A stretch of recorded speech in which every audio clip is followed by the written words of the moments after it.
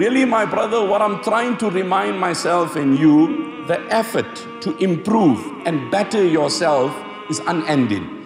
As a child, I used to always pray to the Almighty, and I continue to pray that I must be a good son to my parents, I must be a good student to my teachers, I must be a good friend, I must be a good sibling to my fellow siblings. But as you move on with life, and then you reach that point where it's time to now get married and move on, and then you become a parent, and now you realize that I could have been a good child to my parent, but that doesn't make me a good parent to my child. I could have been a good student to my teacher, but that doesn't automatically make me a good teacher to my children, to my students, and so on. Study the Prophet ﷺ as a grandfather. Hassan and Hussein, the grandchildren, they passed, the Prophet ﷺ passes on when Hassan and Hussein were 6 and 7. And they convey to us the hadith, دَعْ مَا يَرِيبُكَ إِلَى مَا لَا يَرِيبُكَ. One of the great fundamentals in juristic deductions is this hadith. And it is narrated from the young boy Hassan. And he says, I heard my granddad Muhammad ﷺ saying that when something is doubtful, just stay away from it. Now can you imagine a 6-year-old, what's the impression coming down from the Prophet ﷺ? Probably today's 6-year-old, all he'll remember is my grandfather said, bring my cigarettes, or bring my phone, or bring my iPad, or do this or do that. The point I'm saying is we need to improve and better ourselves.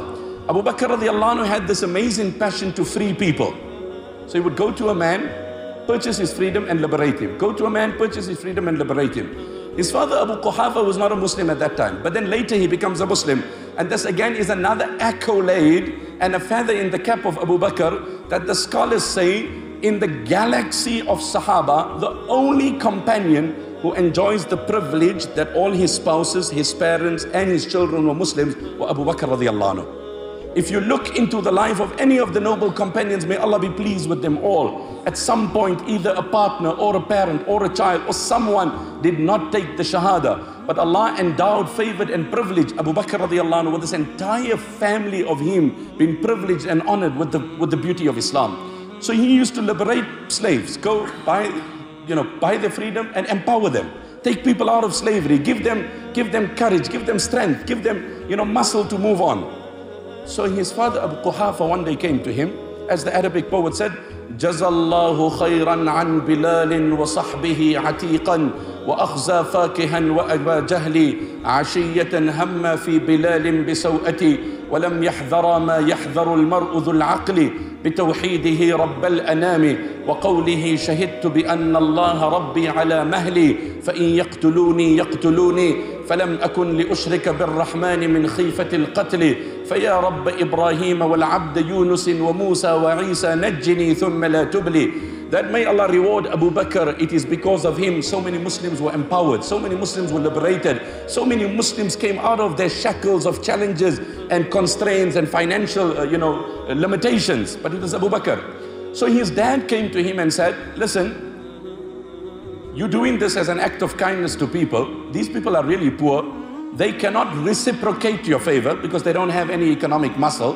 Why don't you at least do this much, that when you decide to liberate someone, identify a man who's in his stature is strong, physically strong. So at least, because you've liberated him, morally and ethically, he'll be obligated to you. So tomorrow, if there's any threat against you, you can call upon them and they won't able to ditch you because they walk around with your favor on their shoulders.